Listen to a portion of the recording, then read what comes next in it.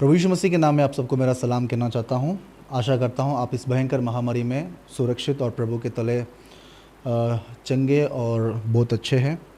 आइए प्यारे भाइयों, प्रभु यीशु मसीह की मदद मांगते हुए हम लोग वचन की ओर बढ़ेंगे। हमारे प्यारे स्वर्गीय पिता परमेश्वर, हम तेरा धन्यवाद देते हैं सुंदर समय के लिए। प्रभु जी, सुबह से लेकर शाम तक तुम्हारे साथ रहा, हमारे हर काम में तूने सहायता मदद किया, हमारे हर जाने में आने में प्रभु जी तूने मेरी सहायता किया, इसलिए तेरा धन्यवाद देना चाहते हैं। प्रभु जी, इस सायंत्रकाल समय में प्रभु जी हम तेरे चरणों तले आए हुए हैं। कुछ वचन प्रभु जी आज हम अपने आत्मा को मदद देने के लिए, आत्मा को प्रभु जी तेरे और पास खींचने के लिए, प्रभु जी थोड़े वचन हम लोग सीखने के लिए तेरे चरणों तले आए। हमें तू तेरे वचनों के द्वारा सिखा प्रभु जी। ये छोटी सी विनती प्रभु यीशु मसीह के नाम से मांगता हूँ, सुन और कबूल करो पिता, आमीन। प्यारे भाइयों, आज हम लूका रचित सुसमाचार में उसका 12वीं अध्याय, लूका रचित सुसमाचार उसका 12वीं अध्याय 41वां वचन से कुछ वचन मैं सब आपके लिए पढ़ना चाहता हूँ। तब पतरस ने कहा, हे प्रभु, क्या यह दृष्टांत तू हम ही से या सबसे कहता है? प्रभु ने कहा, वह विश्वास योग्य दास, बुद्धिमान भंडारी कौन है जिसका स्वामी उसे नौकरों चाकरों पर सरदार ठहराए कि उन्हें समय पर भोजन सामग्री दे। प्यारे भाइयों, यहाँ पे पतरस जो प्रभु का शिष्य है, वो प्रभु के पास आके एक प्रश्न पूछ रहा है कि जो उपमान या जो दृष्टांत या जो पैराबल्स हम लोग जो कहते हैं उसे क्या तू हमसे कह रहा है या जो सब लोग उससे तू कह रहा है? प्रभु यीशु मसीह उसका जवाब देते हैं, क्योंकि प्रभु यीशु मसीह दृष्टांतों में हर एक चीज़ परमेश्वर बता रहा है। दृष्टांतों में, पैराबल्स में या उपमानिक रीत में परमेश्वर जो बता रहा है वो छोटी चीज़ नहीं है, और वो हर एक चीज़ जो परमेश्वर पैराबल्स के तौर पे बता रहा है या उपमान के तौर पे बता रहा है या दृष्टांत के तौर पे बता रहा है, वो है स्वर्ग के लिए। स्वर्ग का राज्य कुछ इस प्रकार है, ऐसे करके प्रभु जी बता रहे हैं। स्वर्ग का राज्य उस राजा के बेटे के शादी के प्रकार है, ऐसे बताया।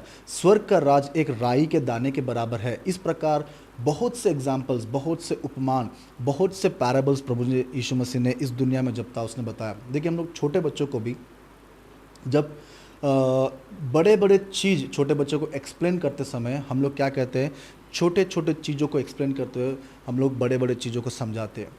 जैसे किंडरगार्टन के लोग बच्चे जाते हैं, किंडरगार्टन या नर्सरी को बच्चे जाते हैं, तो उन लोग को डायरेक्ट सेंटेंस हम लोग फॉर्मेशन नहीं सिखाते या उनको वर्ड्स फॉर्मेशन नहीं सिखाते, उनको अल्फ़ाबेट सिखाते रहते, ए बी सी, इस प्रकार फर्स्ट उनको अल्फ़ाबेट सिखाते।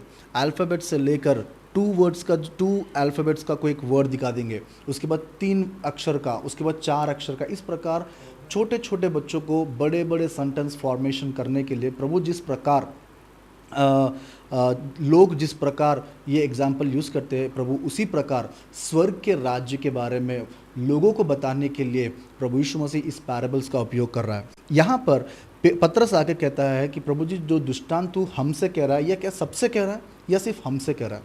हम में और इन 12 जनों में क्या डिफरेंस है? पहले हम लोग ये सीखेंगे, हम में और इन 12 जनों में डिफरेंस क्या है। देखिए, पतरस ही बता रहा है, पतरस कह रहा है, हे प्रभु, क्या यह दृष्टांत तू हमसे या सबसे? हम और सब में कितना फ़र्क है। देखिए, हम और सब में, हम का मतलब ये है कि चुने हुए दास, चुने हुए शिष्य, चुने हुए लोग जो प्रभु के साथ चल रहे। प्रभु जहाँ कहीं जा रहा है उनके साथ ये शिष्य जा रहे हैं। प्रभु जो बात इनको बता रहा है वो हर एक चीज़ इन लोग सीख रहे हैं।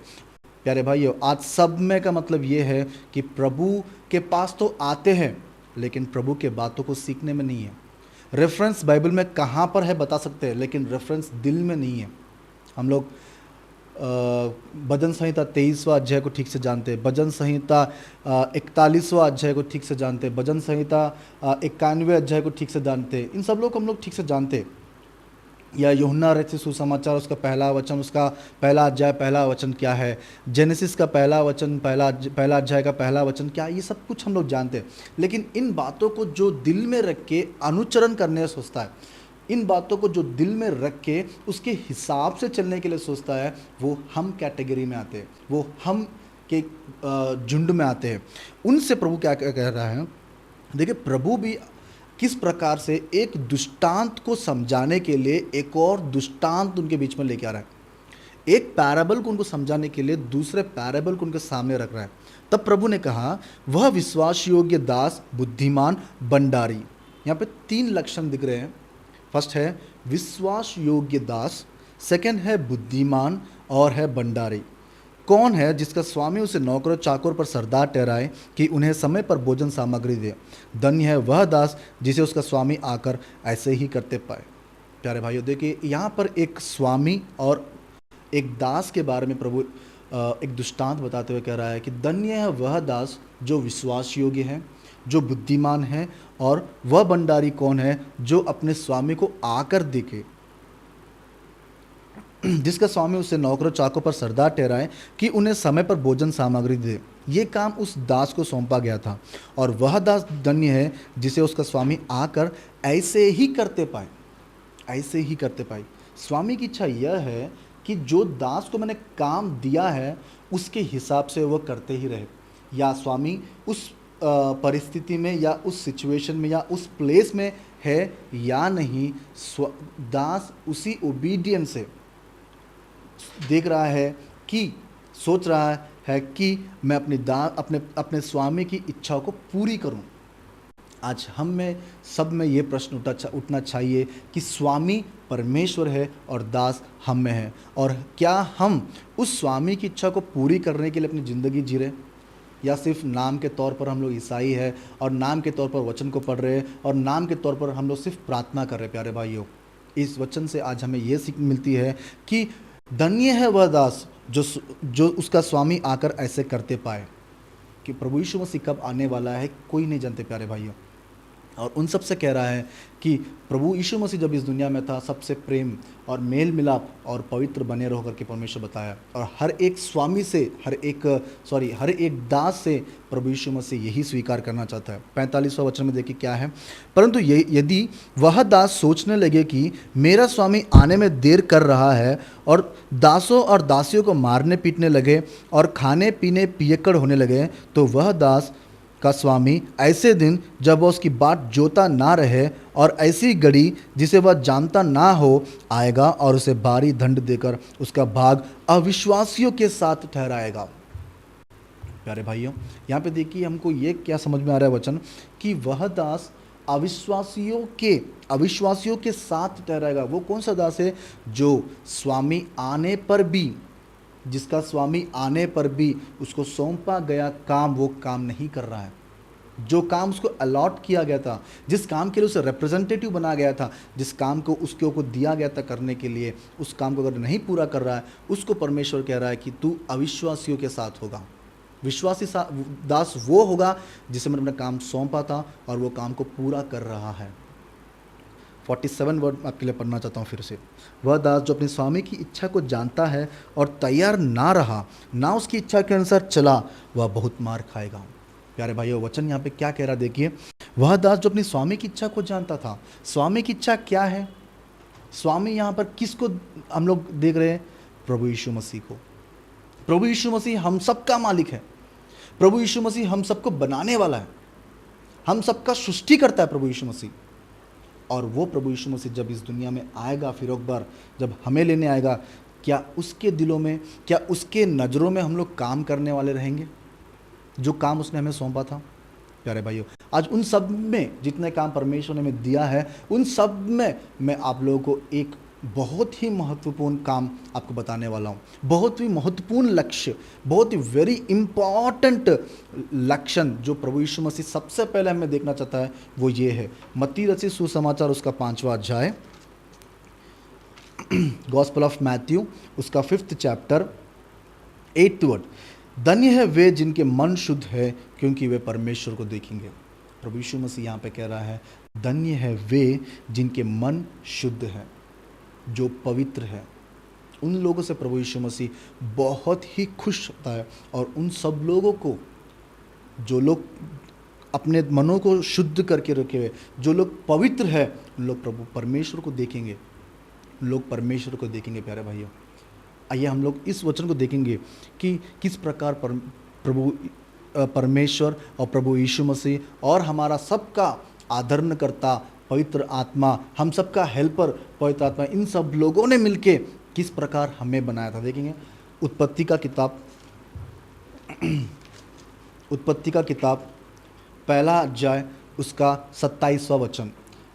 जेनेसिस फर्स्ट चैप्टर उसका 27 वर्ड कुछ इस प्रकार है, तब परमेश्वर ने मनुष्य को अपने स्वरूप के अनुसार उत्पन्न किया, अपने ही स्वरूप के अनुसार परमेश्वर ने उसको उत्पन्न किया, नर और नारी करके उन मनुष्यों की सृष्टि। देखिए, प्रभु यीशु मसीह या प्रभु परमेश्वर हमें किस प्रकार बनाया?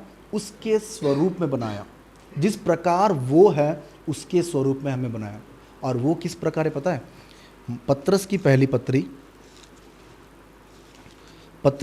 पत्री उसका पहला अध्याय 15वीं वचन देखिए।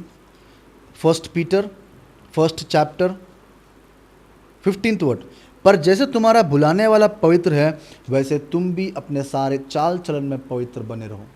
प्रभु यीशु मसीह या प्रभु परमेश्वर, पिता परमेश्वर, खुदाबान परमेश्वर हमसे यही आशा रखता है कि हम सब लोग सबसे पहले लक्षण हमें देखें कि हम पवित्र है। आज हम अपने जीवन को देखेंगे, हम लोग अपने जीवन में बिजनेस कर रहे हो या हम लोग सैलरीड पर्सन्स हो या कहीं पे जॉब कर रहे हो, यहाँ पे जहाँ पे हम लोग को डेली वेजेस में हम लोग को दिन के दिन पैसे मिलते हैं, किसी प्रकार का भी जॉब रहने दीजिए, किसी प्रकार का भी बिजनेस रहने दीजिए, क्या आप लोग अपने पूरे दिन में क्या एक भी झूठ ना बोलकर जी पा रहे हो? एक भी बुरे विचार ना आते हुए आप लोग जी पा रहे हो क्या? नहीं पा रहे भैया। दुनिया इस प्रकार हो गया है कि अगर बुरे विचार या झूठ या छल या ईर्ष्या, इस सब भावों में दुनिया इतना डूब चुका है कि आज हर एक काम में देखिए कुछ ना कुछ ईर्ष्या दिखेगा, कुछ ना कुछ लोभ दिखेगा, कुछ ना कुछ लालच दिखेगा। कहीं ना कहीं हमें झूठ बोलना ही पड़ता है, कहीं ना कहीं हमें झूठ बोलना ही पड़ता है। प्यारे भाइयों, प्रभु यीशु मसीह हमसे कहना चाहता है कि तू अगर मेरा दास होना चाहता है, तू अगर मेरा बंदा होकर रहना चाहता है, तो सबसे पहला लक्षण परमेश्वर ये कहना चाहता है कि तू पवित्र बना रहे।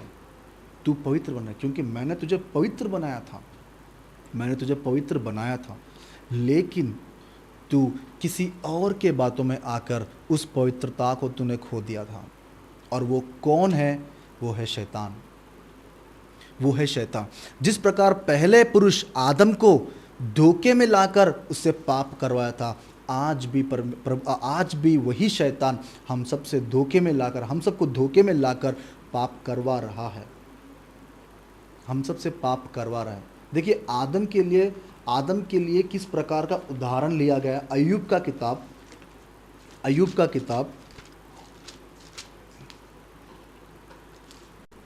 31वां अध्याय, book of job 31 chapter 33 word, यदि मैंने आदम के समान अपना अपराध छिपा कर, आदम ने क्या किया था? अपराध किया था, और उस अपराध को उसने छिपा दिया था अपने पास कि मैंने नहीं किया था, ये तू जिस स्त्री ने मुझे दिया था उस स्त्री ने मुझे दिया। होशिया का किताब देखिए, और एक वचन, होशिया का किताब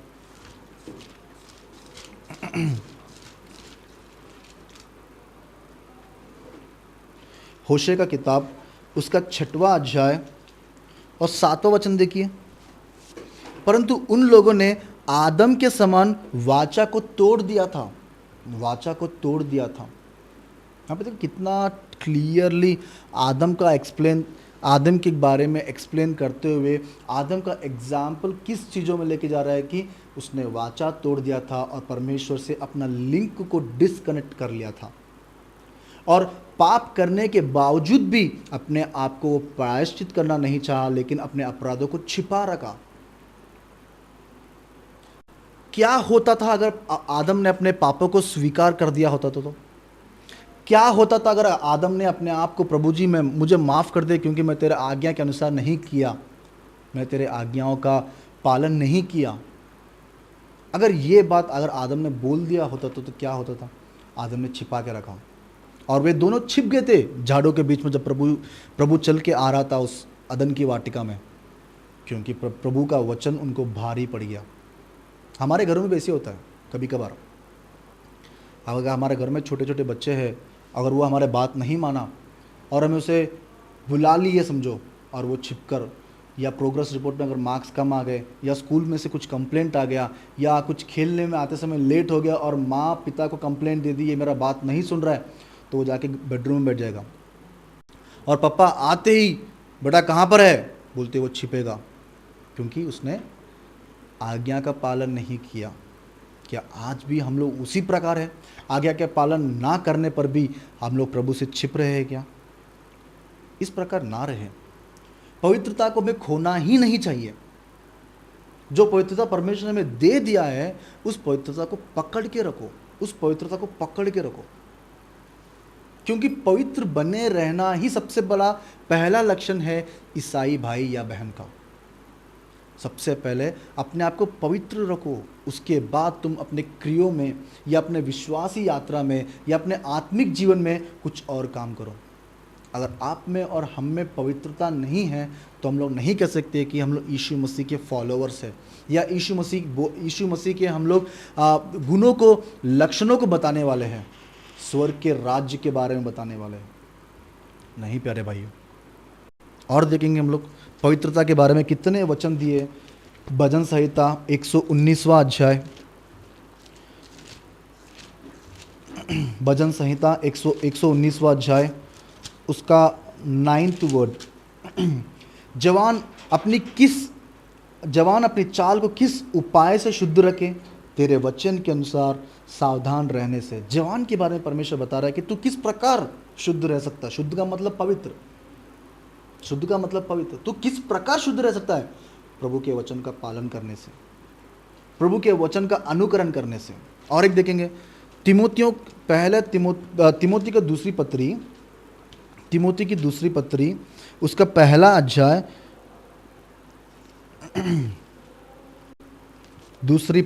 तिमोथी की दूसरी पत्री, उसका पहला अध्याय और उसका 9वां वचन, जिसने हमारा उद्धार किया है और पवित्र बुलाहट से बुलाया है, वह हमारे कामों के अनुसार नहीं पर उसके उद्देश्य और उसके अनुग्रह के अनुसार जो मसीह यीशु में सनातन से हम पर हुआ है। देखिए किस प्रकार का बुलाहट से प्रभु बुला रहा है। पवित्र बुलाहट से बुला रहा है, पवित्र बुलाहट से प्रभु बुला रहा है। क्या हम लोग उस पवित्र बुलाहट को सुनने के लिए पवित्र हैं? पवित्र था, ये सबसे बड़ा लक्षण आज हमारे जीवन में है प्यारे भैया। और देखेंगे वचन, कितने वचन बताता है, पता है कितने वचन। एक 139 साम्स, 139 साम्स, उसका 23 और उसका 24, 139, 23 एंड 24। हे परमेश्वर, मुझे जांच कर जान ले, मुझे परख कर मेरी चिंताओं को जान ले और देख कि मुझ में कोई बुरी चाल है या नहीं। इंग्लिश में अच्छा रहता है ये वर्ड। अगर हम लोग इसको डायरेक्ट ट्रांसलेट करेंगे NIV या KJV वर्जन में हमको दूसरा ट्रांसलेशन मिलता है, लेकिन यहाँ पे अगर हम लोग उसको डायरेक्ट इंग्लिश में ट्रांसलेट करते तो क्या होता है? Lord please scan me and check whether I have any guilty things in my life. बुरी चाल है क्या, मुझे परख कर देख प्रभु जी, और देख कि मुझ में कोई बुरी चाल है या नहीं, और अनंत मार्ग में मेरी अगुवाई कर।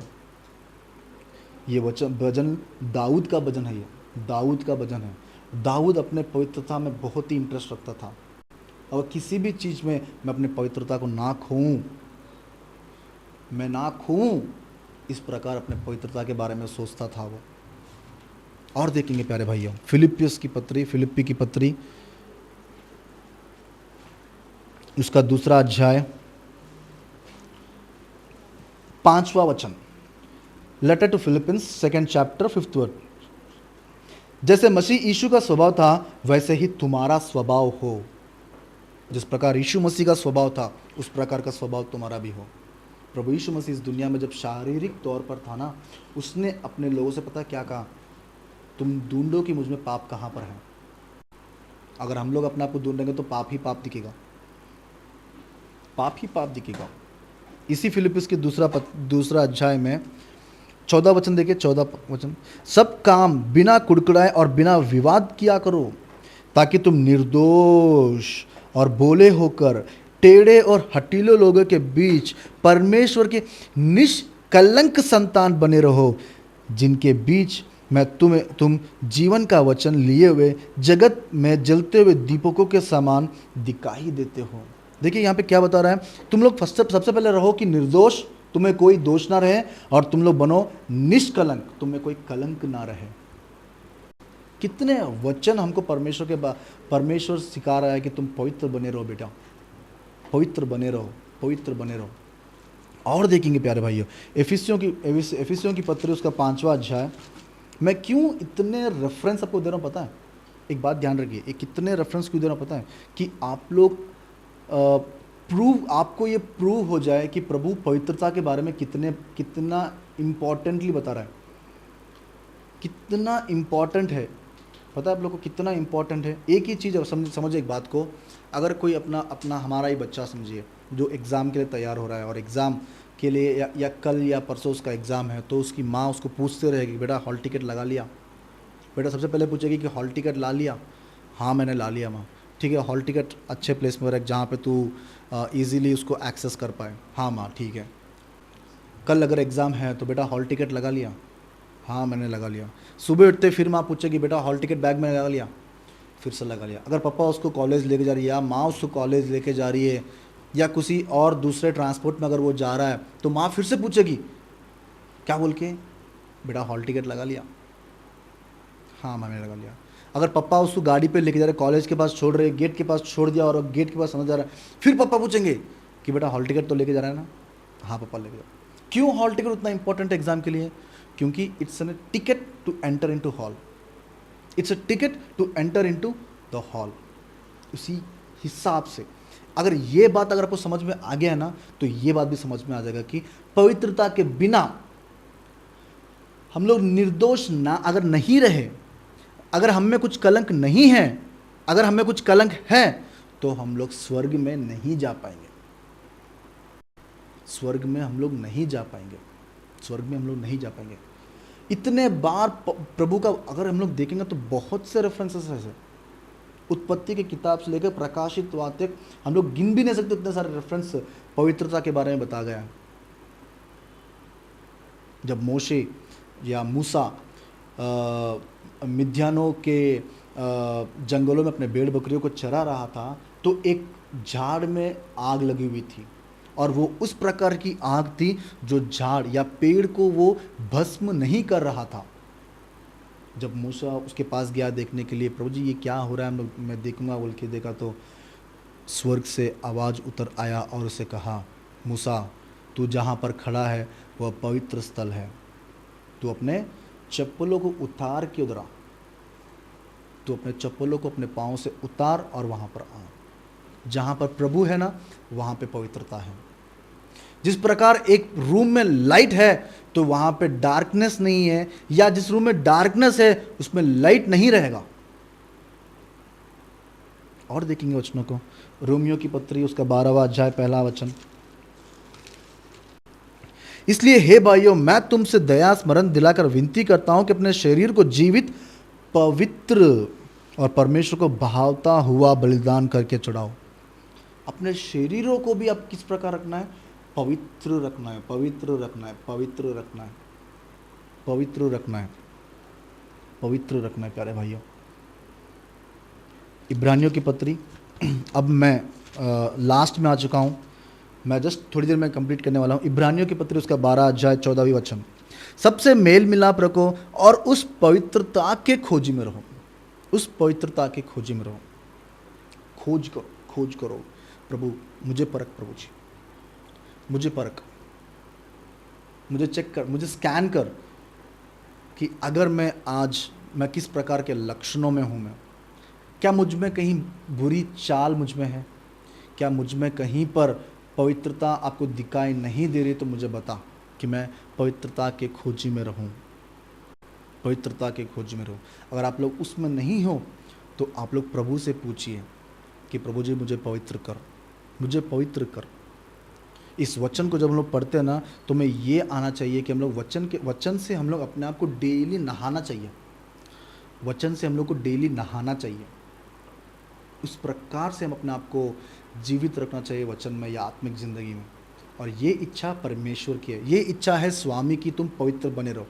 ये इच्छा को जानकर भी अगर हम लोग उसके आने के समय तक हम लोग अगर पवित्र नहीं हैं, तो प्यारे भाइयों फिर से आ जाएंगे लूका रचित सुसमाचार उसका 14वां अध्याय 12वीं अध्याय लूका रचित सुसमाचार, उसका 12वीं अध्याय 47वां वचन। वह दास जो अपनी स्वामी की इच्छा को जानता था। प्यारे भाइयों, आज मैंने अपने स्वामी की इच्छा आप सबको बता दिया है, और वो स्वामी है हमारा खुदावंद प्रभु यीशु मसीह या पिता परमेश्वर, और हमसे वो चाहता है कि हम सब पवित्र बने रहे।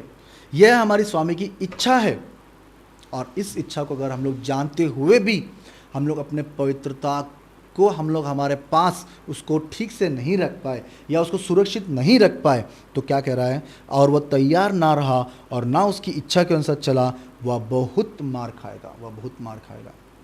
आज मैं आप लोगों के सामने एक प्रश्न छोड़ता हूँ, एक प्रश्न आपके सामने मैं रखना चाहता हूँ कि प्यारे भाइयों, आज आप प्रभु की इच्छा को जान चुके हो, आज हम अपने स्वामी की इच्छा को जान चुके हैं कि प्रभु जी तू हमसे क्या एक्सपेक्टेशंस रख रहा है कि हम पवित्र बने रहें, हम लोग प्योर जिंदगी जिए, हम लोग एक साफ जिंदगी जिए, हम लोग सीधे बालक के तौर जिंदगी जिए इस दुनिया में, और उसी प्रकार हम अपने आप को रखें, उसी प्रकार हम अपने आप को रखें कि प्रभु यीशु मसीह जब इस दुनिया को लेने के लिए या दुनिया को समाप्त करने के लिए आएगा, तब हम उसके लिए हम अपने आप को सिद्ध कर पाए, प्रभु मैं पवित्र हूँ, हम कह पाए कि प्रभु जी मैं पवित्र हूँ, मैं पवित्र हूँ।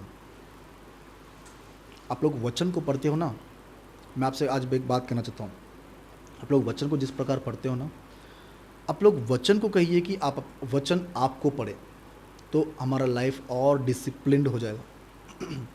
हम लोग जब वचन को पढ़ते हैं ना, तो वचन हमें समझ में आएगा, लेकिन वचन से कहो कि वचन आपको पढ़े, तब हमारे अंदर जो गलतियां हैं, हमारे अंदर जो कलंक है, हमारे अंदर जो बुरी इच्छाएं है, बुरी चाल है, वो हमें समझ में आएगी। प्यारे भाइयों, वचन से कहो कि हमसे बातें करें, वचन पढ़ने से पहले पवित्र आत्मा की सहायता लेकर वचन को पढ़े कि वचन तू मुझसे बात कर। और वचन कोई नहीं, प्रकाशित वाक्य में जिस प्रकार कह रहा है कि प्रभु यीशु मसीह का नाम ही वचन है, प्रभु यीशु मसीह का नाम ही वचन है। अगर हम लोग इस तरह रहेंगे और प्रभु की इच्छा के अनुसार चलेंगे, तो प्यारे भाइयों, प्रभु यीशु मसीह के आगमन पर हम लोग उस बादलों पे हमें हर तौर पर हम लोग उस बादलों में रहेंगे जो नीले आसमां के पार हमें लेके चले जाएगा। नीले आसमां के पार हमें कंपलसरी लेके जाएगा। क्यों? क्योंकि हम पवित्र हैं। हम अपने स्वामी की इच्छा को जानते हैं कि प्रभु जी तू हमसे ये इच्छा रख रहा है। पवित्र बने रहो प्यारे भाइयों और बहनों। आइए हम प्रभु की सहायता मांगकर इस सरमन को हम लोग क्लोज करेंगे। हमारे प्यारे स्वर्गीय पिता परमेश्वर, हम तेरा धन्यवाद देते हैं सुंदर समय के लिए, तेरी इच्छा को जानने के लिए। प्रभु जी तूने जो समय हमें दिया है उसके लिए हम तेरा धन्यवाद करना चाहते हैं, और तेरी इच्छा को हम लोग आज जान चुके हैं कि हमें पवित्र बने रहना है, हमें निष्कलंक रहना है, हमें निर्दोष रहना है, हम अपने दिलों को शुद्ध करना है, हमें अपने मनों को शुद्ध करना है, हमारे चाल चलनों को ठीक करना है।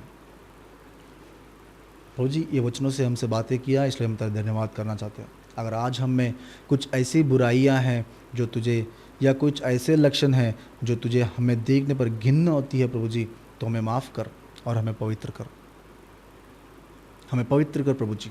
आज हम पवित्र होना चाहते हैं, तेरी सहायता चाहिए प्रभु जी। अपने आप को धोने के लिए प्रभु जी तेरे वचन को हमें दिया, इसलिए तेरा धन्यवाद देते हैं। धन्यवाद देते हैं प्रभु जी प्लेटफॉर्म के लिए। एक छोटी सी विनती प्रभु यीशु मसीह के नाम से मांगता हूँ, सुन और कबूल करो पिता, आमीन।